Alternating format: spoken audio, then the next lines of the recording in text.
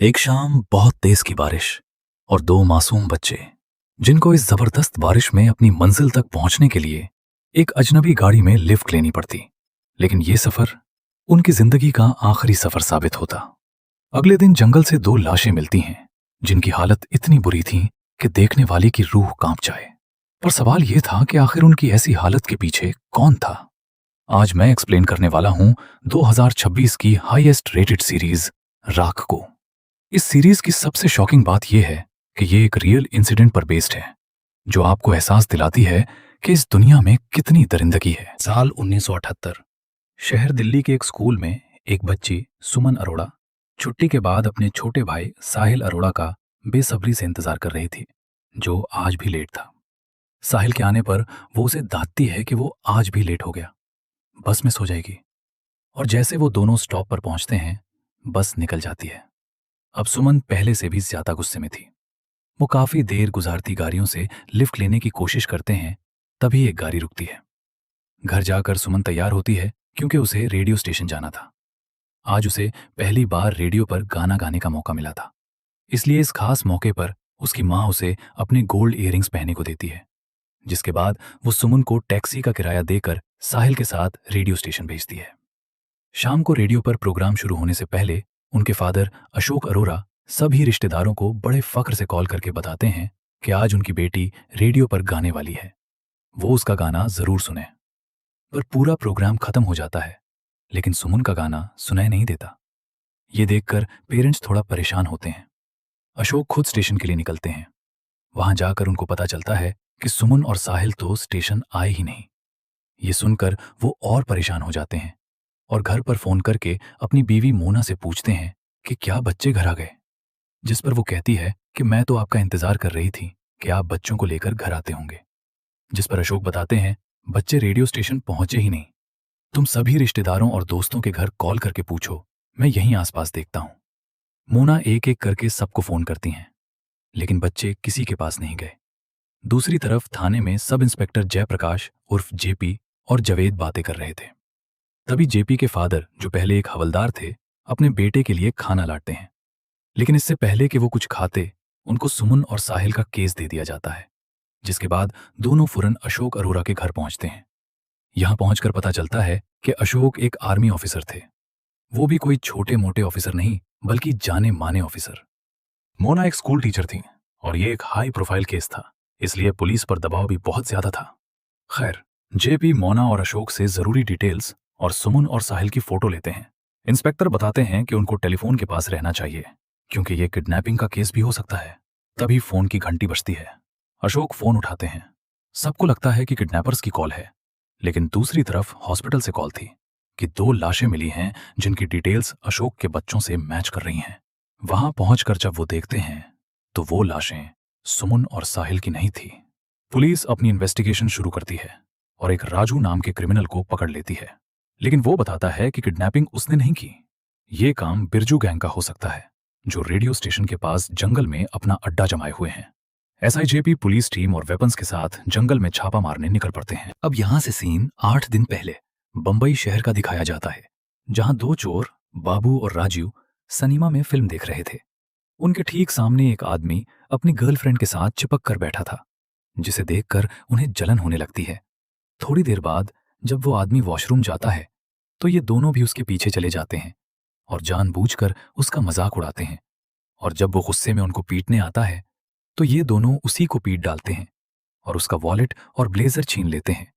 तभी ये सब उसकी गर्लफ्रेंड देख लेती है और गार्ड्स को चीख कर वहां बुला लेती है, लेकिन वो गार्ड्स को भी मार कर भाग जाते हैं। लेकिन इतना सब करने के बाद भी उनके हाथ सिर्फ 6 रुपए ही लगते हैं। अब उन्हें खुद पर ही गुस्सा आ रहा था और ये सोच लेते हैं कि अब ये बड़ा हाथ मारेंगे। अगले दिन बाबू एक गाड़ी चुराता है और राजू को लेकर एक बड़े से घर के बाहर आता है। उसे खबर मिली थी कि उस घर के मालिक अभी यहां नहीं है, तो प्लान के मुताबिक उन्हें घर की सारी कीमती चीजें लूट कर फरार होना था। लेकिन जैसे ही वो घर में घुसते हैं, घर में एक बूढ़ा आदमी मौजूद था। वो उसे जैसे तैसे डरा धमका कर बांध कर अपना काम करने लगते हैं। तभी रज्जो देखता है कि बाबू तो वहां है ही नहीं, कहीं वो उसे अकेला छोड़कर भाग तो नहीं गया। रज्जो वैसे भी थोड़ा डरपोक आदमी था, इसीलिए वो फौरन घर से भागने लगता। बाहर आकर वो देखता है कि बाबू तो बहुत आराम से गाड़ी के अंदर बैठा था। वो उससे पूछता है कि वो उसे छोड़कर भाग क्यों आया। तभी वो उसे गाड़ी के पीछे की तरफ इशारा करता है। असल में बाबू ने उस घर के बेटे को किडनैप कर लिया था, लेकिन रज्जो उस चीज के लिए नहीं मानता। बाबू उसे समझाता है कि उस चुराए हुए सामान के कोई 100 रुपए भी नहीं देगा, लेकिन उसके बदले बहुत पैसे मिलेंगे। अब सीन दोबारा प्रेजेंट डे दिल्ली का दिखाया जाता है, जहां जंगल में पुलिस की तलाश अब भी जारी थी। बारिश बहुत तेज थी। तभी एक कांस्टेबल आकर बताता है कि बच्चों को किसी स्कूटर वाले के साथ लिफ्ट लेते देखा गया है। यह सुनकर पुलिस को लगता है कि शायद बच्चे बिरजू गैंग के हाथ नहीं लगे होंगे, और वो सर्च को वहीं रोककर वहां से वापस लौट जाते हैं। अगली सुबह एक चरवाहा जंगल में भेड़ें चुराने जाता है। पहले उसे एक खून से लथपथ जूता मिलता है, और उसके ठीक सामने खून से भरी दो बच्चों की लाशें मिलती हैं, जो और कोई नहीं बल्कि सुमन और साहिल ही थे।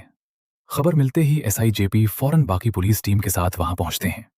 पास ही उन्हें गाड़ी की टूटी हुई हेडलाइट भी मिलती है, लेकिन उनको तो लास्ट टाइम स्कूटर से लिफ्ट लेते देखा गया था, फिर ये गाड़ी की हेडलाइट। तभी वहां एसपी पहुंच जाते हैं, जो इंस्पेक्शन के लिए आए थे। एसआई जेपी उन्हें डिटेल से आगाह करते हैं। तभी मीडिया भी वहां पहुंच जाता है, लेकिन एसपी बगैर किसी सॉलिड एविडेंस के कोई भी इंफॉर्मेशन मीडिया को देने से मना करते हैं। तभी अशोक भी वहां पहुंच जाते हैं और अपने बच्चों की लाशों को देखकर बुरी तरह टूट जाते हैं। ये अफसोसनाक खबर हर जगह फैल जाती है, जिसके बाद थाने में डॉक्टर प्रीत सिंह नाम का एक आदमी आता है, जो बताता है कि उसी ने सुमन और साहिल को अपने स्कूटर पर लिफ्ट दी थी। वो बताता है कि वो अपने क्लिनिक से निकलकर एक मेडिकल कॉन्फ्रेंस के लिए जा रहा था। तभी बच्चों ने रास्ते में उससे लिफ्ट मांगी। वो ऑलरेडी कॉन्फ्रेंस के लिए लेट था, इसलिए वो लिफ्ट नहीं देना चाहता था, लेकिन साहिल के बार बार कहने पर वो मान गया। लेकिन रेडियो स्टेशन दूसरे रास्ते पर था, इसलिए वो उन्हें बस स्टॉप पर ड्रॉप करके निकल गया। जीप ऐराश वहां से रेडियो स्टेशन जाने वाली बसेस के बारे में इन्वेस्टिगेट करने को कहते हैं। पोस्टमार्टम के बाद बच्चों की बॉडीज अशोक को दे दी जाती हैं, लेकिन उनके चेहरे देखने के बाद भी मोना यकीन ही नहीं कर पाती कि वो उसके बच्चे हैं। उसे इस कदर गहरा सदमा लगता है कि वो अपने बच्चों की मौत को एक्सेप्ट ही नहीं कर पा रही थी, और करती भी कैसे, से आखिर वो मां थी। खैर, अब सीन बॉम्बे में 7 दिन पहले का दिखाया जाता है, जहां रंजो और बाबू इस बच्चे को किडनैप करके अपने साथ ले आए थे। बाबू इस बच्चे के बाप को फोन लगाकर 2 लाख रुपए की डिमांड करता है और पैसे तय की हुई जगह रखकर जाने को बोलता है। इधर रज्जो बच्चे के पास था, जो उसे कहता है कि उसे टॉयलेट जाना है। रज्जो उसे रेलवे लाइन पर ले जाकर बिठा देता है और खुद दूसरी तरफ मुंह फेर कर खड़ा हो जाता है। इसी बात का फायदा उठाकर बच्चा भागने की कोशिश करता है, लेकिन रज्जो उसे फिर से पकड़ लेता है और घर लाकर बांध देता है। दूसरी तरफ बाबू तय की हुई जगह पर नजर जमाए बैठा था। जैसे ही बच्चे का बाप पैसे रखकर जाता है, बाबू फौरन आकर पैसे उठा लेता है। तभी चारों तरफ से अंडरकवर पुलिस ऑफिसर्स निकल आते हैं, लेकिन बाबू फिर भी चालाकी से उनकी पकड़ से निकल जाता है। वो किसी तरह बचता हुआ घर पहुंचता है। बच्चे के बाप ने पुलिस पिला ली थी। इस बात पर बाबू भड़क उठता है और चाकू लेकर बच्चे को मारने के लिए आगे बढ़ता है, लेकिन रज्जो उसे ऐसा करने से रोक लेता है, जिससे दोनों आपस में उलझ पड़ते हैं। बाबू रज्जो के सर पर कांच की बोतल दे मारता है। रज्जो भी पलट कर वार करता है, जिससे बाबू रुक जाता है। तभी उनकी ये झड़प देखकर बच्चा रोने लगता है। बाबू बच्चे को चुप करने के लिए कहता है, लेकिन वो और ज्यादा रोने लगता है, जिसकी आवाज से बाबू अपना आपा खो बैठता है और उस चाकू से अनगिनत वार करके बच्चे को मार डालता है। होश में आने पर बाबू खुद भी नहीं समझ पाता कि ये उसने क्या कर दिया। अब दोनों का यहां रुकना खतरे से खाली नहीं था, इसलिए वो फौरन ट्रेन से बॉम्बे से दिल्ली भाग आते हैं। प्रेजेंट में जयप्रकाश फॉरेंसिक डॉक्टर के पास दोनों लाशों की डिटेल्स के लिए जाते हैं। डॉक्टर बताते हैं कि साहिल को तेज धार वेपन से मारा गया है, जैसे कोई तलवार टाइप चीज, और सुमन को भारी रड जैसी चीज से सर के पीछे वार करके खत्म किया गया है। साथ ही ये पता लगाने की कोशिश की जा रही है कि सुमन के साथ कोई तो नहीं हुआ, और गाड़ी की हेडलाइट से पता चला है कि गाड़ी का रंग हरा था। एसआईजेपी फौरन जावेद को फोन करके गाड़ी की डिटेल्स देते हैं और उस गाड़ी को ढूंढने के लिए कहते हैं, लेकिन गाड़ी के बारे में कुछ पता नहीं चलता। दूसरी तरफ केस में कोई लीड ना मिलने पर एसपी जयप्रकाश को इस केस से हटा देते हैं। जयप्रकाश बहुत रिक्वेस्ट करते हैं कि उन्हें मजीद 24 घंटे दिए जाएं, लेकिन ये कोई आम केस नहीं था। इसीलिए एसपी ऑर्डर देते हैं कि सुबह केस इंस्पेक्टर चौहान को दे दिया जाए, जो ज्यादा एक्सपीरियंस्ड पुलिस ऑफिसर थे। लेकिन एसआईजेपी अब भी पीछे नहीं हटते। अब भी एक रात उनके पास थी, तो वो कोई क्लू ढूंढने जंगल चले जाते हैं, इसी जगह जहां से लाशें बरामद हुई थीं। लेकिन वहां पहले से अशोक खड़े थे, जो अपने बच्चों के गम में यहां आए थे। खैर, जयप्रकाश वहां से जीप लेकर वापस जा रहे थे, तभी एक जानवर अचानक उनकी गाड़ी के सामने आ जाता है। लेकिन वो ऐन वक्त पर ब्रेक लगाते हैं। गाड़ी से नीचे उतरकर जयप्रकाश टॉर्च मारकर देखते हैं कि कुछ हुआ तो नहीं। तभी उनकी टॉर्च की रोशनी से कोई चीज चमकती है। जब वो सड़क से नीचे उतरकर जंगल की तरफ जाकर देखते हैं, तो वहां एक हरे रंग की गाड़ी खड़ी थी। गाड़ी को फौरी तौर पर फॉरेंसिक टीम के पास लाया जाता है। डॉक्टर ये कंफर्म करते हैं कि ये वही गाड़ी है जिसमें सुमन और साहिल थे। क्योंकि इस गाड़ी में से सुमन और एक तीसरा प्रिंट जो कि मिट चुका था। इन्वेस्टिगेशन से पता चलता है कि गाड़ी चोरी की थी। गाड़ी से एक तलवार भी मिलती है, जो हिंदुस्तान की पार्टीशन से भी पुरानी थी, जिस पर एक नाम भी लिखा हुआ था, मोहन लाल सोहनी चुरनवाला।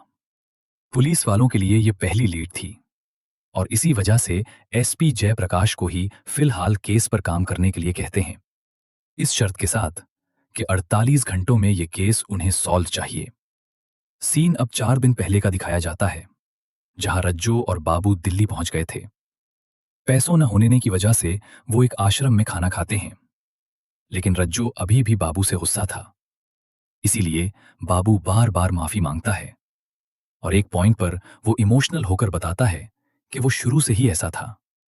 बचपन में उसका बाप चल बसा और उसका भाई आग में जलकर मर गया, जिसको बचाते हुए उसका खुद का एक हाथ जल गया था। रज्जो बाबू को पिछताता देख उसे माफ कर देता है और उसे बताता है कि उसका एक दोस्त 5 स्टार होटल में काम करता है, जिससे उनको शेल्टर मिल जाएगा। जिसके बाद वो वहां जाकर देखते हैं कि बस होटल तो नाम का ही 5 स्टार था, ये असल में एक चीप बार था।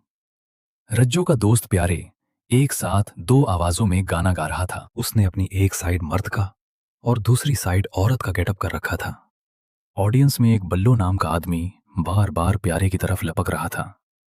असल में बल्लो को लड़कियों से ज्यादा लड़के पसंद थे। बाबू भी रज्जो के दोस्त को देखकर उसका खूब मजाक बनाता है। खैर, अब शो से फारिग होने के बाद रज्जो प्यारे को अपनी मुश्किल समझाता है कि वो काम के लिए दिल्ली आए हैं और उनके पास रहने का ठिकाना नहीं। प्यारे उन्हें अपने साथ बाइक पर बिठाकर ले जाने ही लगता है कि तभी बल्लू वहां आ जाता है और वो प्यारे को तंग करने लगता है। लेकिन बाबू उसे धक्का देकर गिरा देता है और वो बाइक पर वहां से निकल लेते हैं। प्यारे उन्हें अपने किराए के घर ले आता है। ये तीनों मिलकर ड्रिंक करते हैं और बातें करते हुए प्यारे बताता है कि बल्लू उसे बहुत परेशान करता है। वो बल्लू को अमीर बाप का बिगड़ा हुआ बेटा कहता है। ये सुनते ही बाबू खुश हो जाता है। अमीर बाप का बेटा? बाबू और रज्जो सोचते हैं कि बल्लू भी अमीर होगा, इसीलिए वो उसके घर डाका डालने का सोचते हैं। जिसके बाद वो प्यारे को लेकर बल्लू के घर पहुंच जाते हैं। बल्लू प्यारे को दरवाजे पर देखकर खुश हो जाता है। तभी बाबू और राजू भी सामने आ जाते हैं और वो उस पर हमला कर देते हैं और उसे बेहोश करके बांध देते हैं। ये सब देखकर प्यारे भाग जाता है। अब राजू और बाबू को बल्लू के घर से भी कुछ खास सामान नहीं मिलता, सिवाय उसके बाप की तलवार के, मोहनलाल चुरनवाला की तलवार, जिसे देखकर बाबू उसे अपने साथ रख लेता है, जिसे ये चुरा लेते हैं।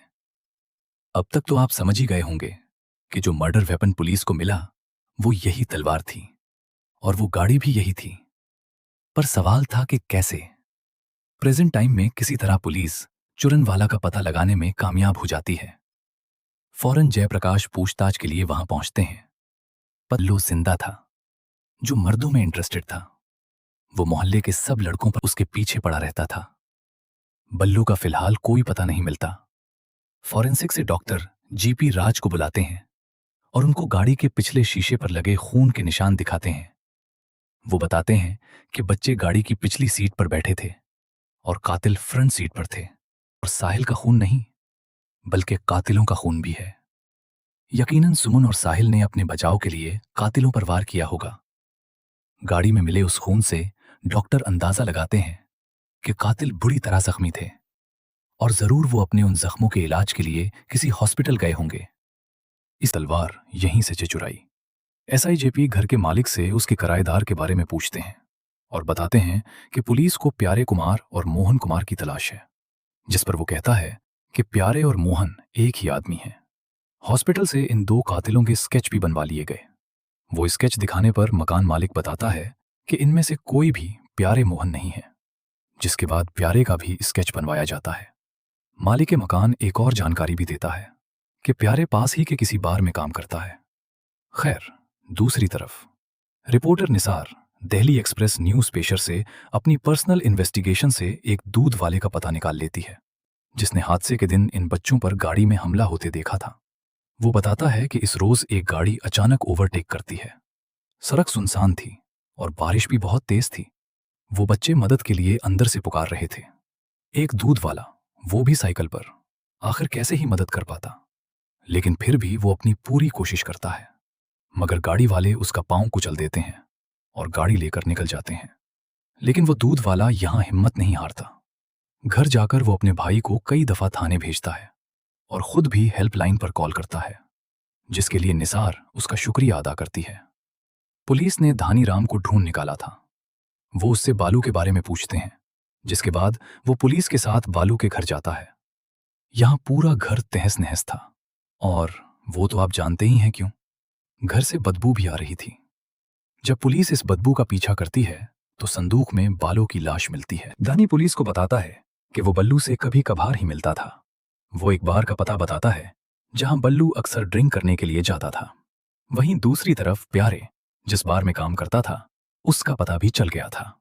मैनेजर प्यारे का स्केच देखते ही फौरन पहचान जाते हैं और बताते हैं कि पुलिस के दो लोग ही प्यारे को उठाकर ले गए थे, जिस पर जयप्रकाश उन्हें हॉस्पिटल वाले दोनों आदमियों के स्केच दिखाते हैं। मैनेजर बताता है कि हाँ, यही दो पुलिस वाले थे। असल में वो स्केच किसी और के नहीं बल्कि रज्जो और बाबू के ही थे, जो उस दिन प्यारे को अपने साथ उसी हरी गाड़ी में उठाकर ले गए थे। दूसरी तरफ अशोक एक प्राइवेट इन्वेस्टिगेटर को हायर करते हैं सुमन और साहिल की फॉरेंसिक रिपोर्ट लाने के लिए।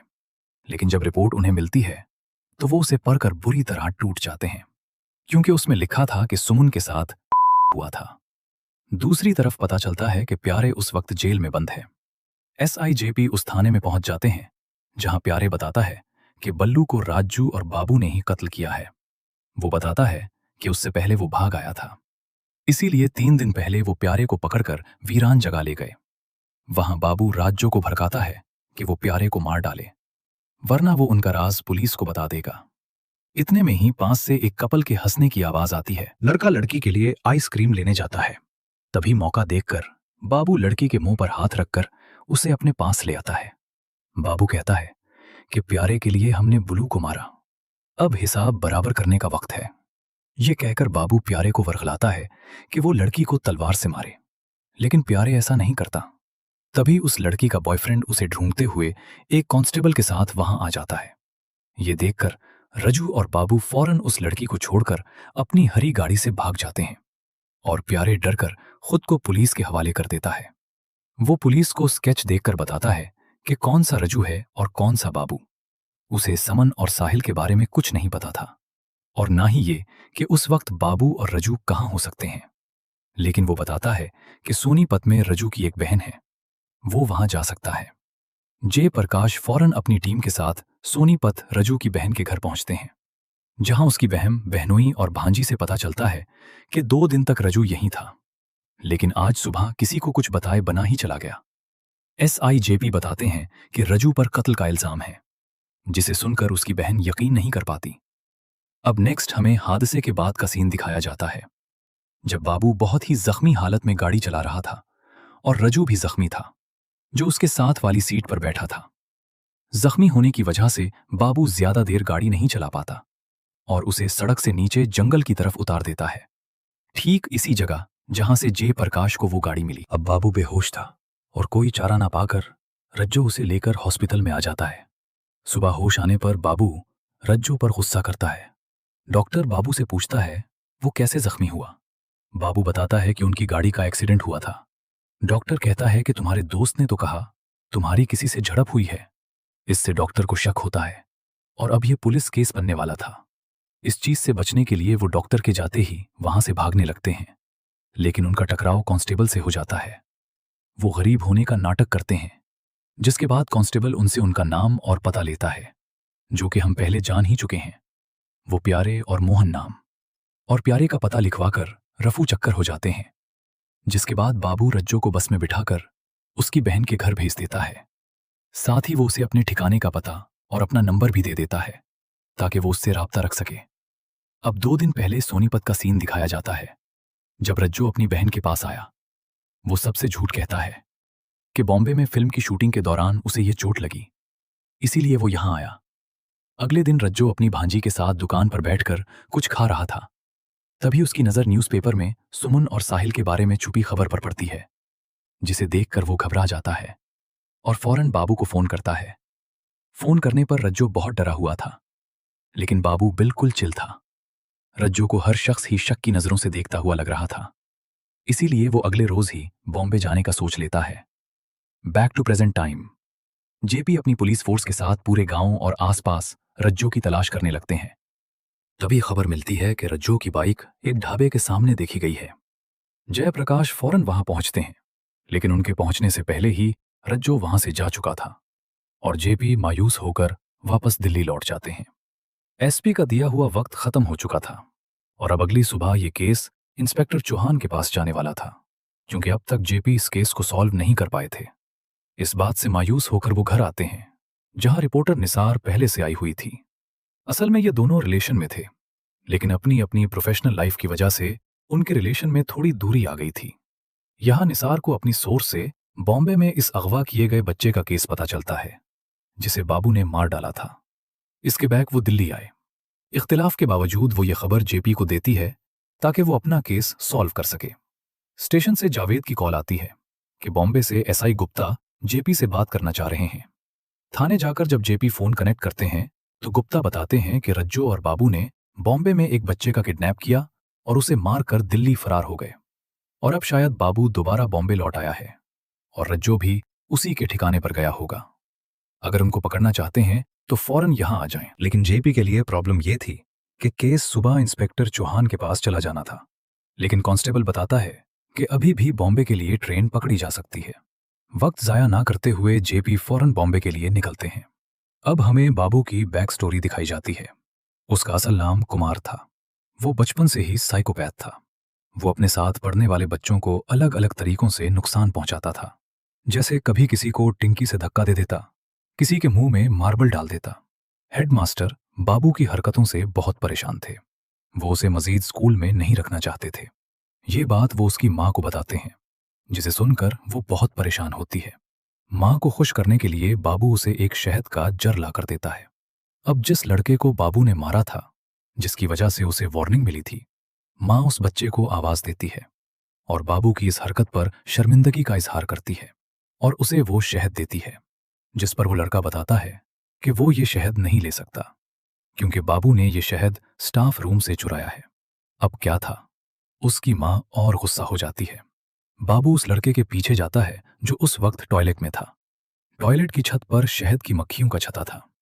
बाबू उस छते पर पत्थर मारता है और फौरन दरवाजा बंद कर देता है, जिससे वो लड़का इन मक्खियों के काटने से मर जाता है। इमेजिन कर रहे हैं आप कि इतनी सी उम्र में इस बच्चे का दिमाग कितना शैतानी था। खैर, इसके बाद बाबू को चाइल्ड केयर फैसिलिटी भेज दिया जाता है क्योंकि वो कम उम्र था। वहां 4 साल गुजारने के बाद वो रहा हो जाता है, जिसके बाद वो अपनी माँ के पास जाता है, जो उसे देखकर खुश नहीं होती बल्कि और घबरा जाती है। बाबू देखता है कि अब उसकी एक सौतेली बहन भी है। वो अपनी बहन के पास बैठ जाता है और उसकी माँ उसके लिए चाय बनाने जाती है, लेकिन मिन ही मिन वो उसे जहर देने का सोचती है और बाबू भी ये बात भांप लेता है। वो कहता है कि वो इतनी आसानी से नहीं मर सकता। वो फिर से अपनी माँ के साथ रहना चाहता था, लेकिन उसकी माँ अपनी तमाम जमा पूंजी उसके हाथ थमाकर कहीं दूर चले जाने की रिक्वेस्ट करती है। अपनी माँ को ऐसा करते देख बाबू बेहद उदास हो जाता है। जाने से पहले वो एक कप और चाय पीने के लिए किचन में जाता है और पूरे घर को जला देता है, जिससे उसकी बहन जलकर मर जाती है।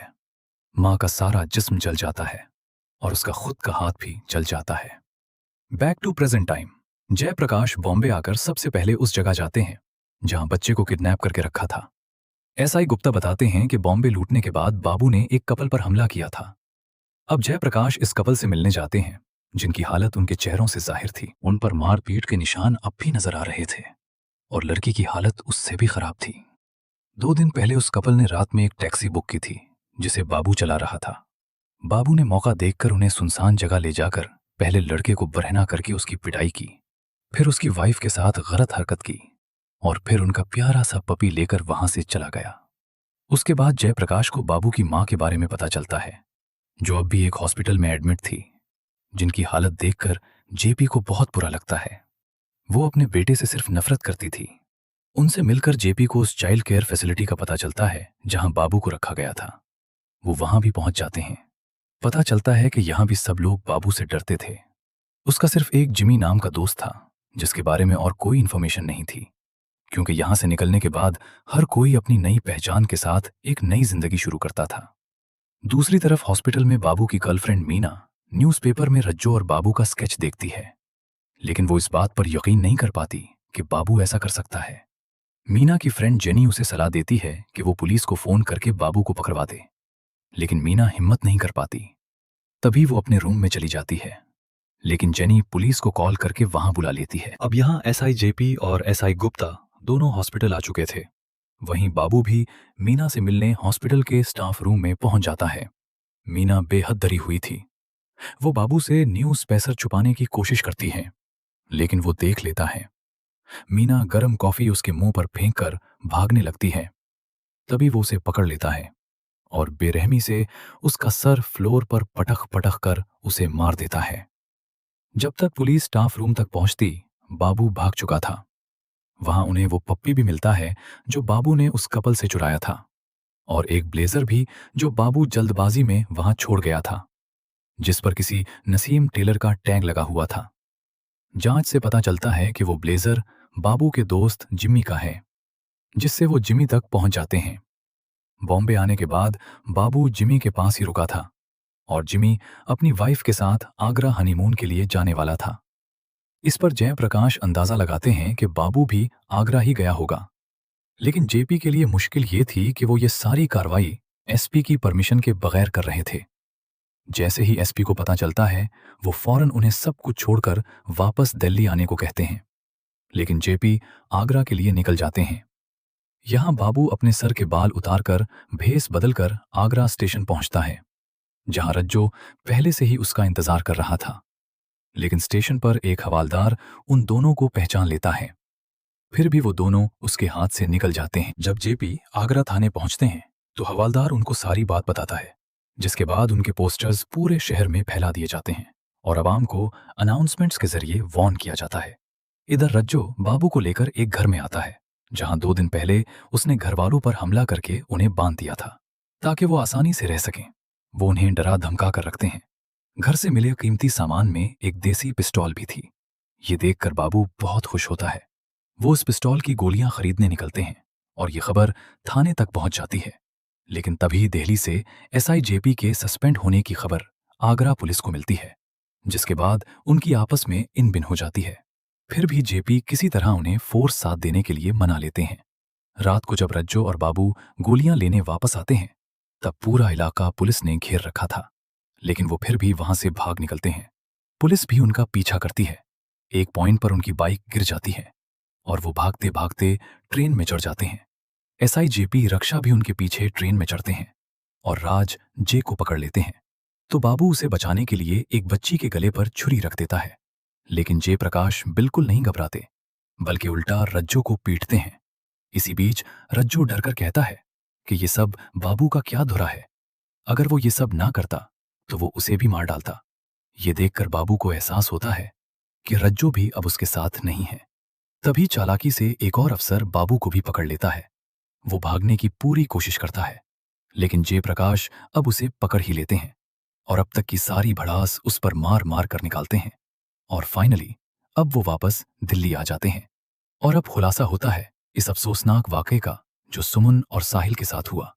बस स्टॉप पर उतरने के बाद वो लिफ्ट लेने की कोशिश कर रहे थे।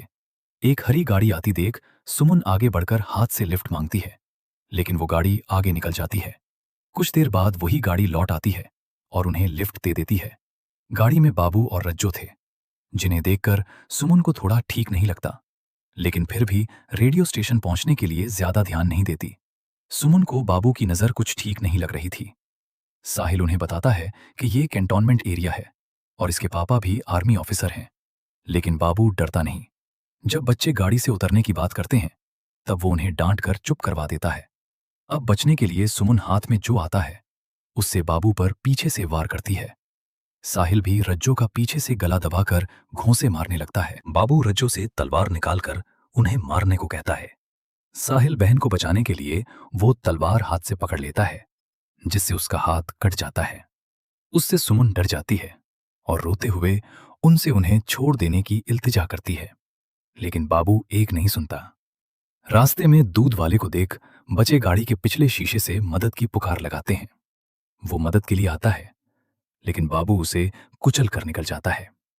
अब बाबू जंगल में गाड़ी रोकता है और सुमन के साथ जोर जबरदस्ती करने की कोशिश करता है। साहिल अब भी अपनी पूरी कुव्वत से उन्हें रोकता है, लेकिन ज्यादा खून बह जाने से वो बेहोश हो जाता है। अब बाबू सुमन को पकड़ लेता है और रज्जो साहिल की बॉडी घसीट कर दूर ले जाता है, लेकिन साहिल अब भी जिंदा था। ये देखकर रज्जो इस तलवार से साहिल को डालता है और तब तक बाबू सुमन के साथ गलत कर चुका था। वो अब रज्जो को भी ऐसा करने के लिए कहता है, लेकिन रज्जो का ऐसा कोई इरादा नहीं था, इसीलिए दोनों में बहस हो जाती है। मौका देखकर सुमन एक लकड़ी से दोनों को मारकर अपने भाई की तरफ भागती है। साहिल की लाश को देख वो बुरी तरह रोने लगती है। तभी बाबू पीछे से आकर सुमन के सर पर वार करके उसे भी मार डालता है। ये था वो दर्दनाक हादसा जिसने सबके दिल दहला दिए। खैर, अब केस सोलियो करने पर एसआईजेपी का सस्पेंशन रोक दिया जाता है। एग्जाम्स के बाद उन्हें इंस्पेक्टर के ओहदे पर फाइज कर दिया जाता है और अब आता है फैसले का दिन, जहां कोर्ट के बाहर लोगों की भीड़ थी और सबका एक ही नारा था, उन्हें फांसी दो। अदालत भी उन्हें फांसी की सजा सुना देती है। अगर सुमन और साहिल इस दिन दौड़कर रेडियो स्टेशन चले जाते और इस गाड़ी में ना बैठते, तो शायद आज उनकी जिंदगी कुछ और होती। अगर आपको मेरी वीडियो पसंद आई है तो लाइक, शेयर और सब्सक्राइब करें। मिलते हैं नेक्स्ट वीडियो में। Till then, take care.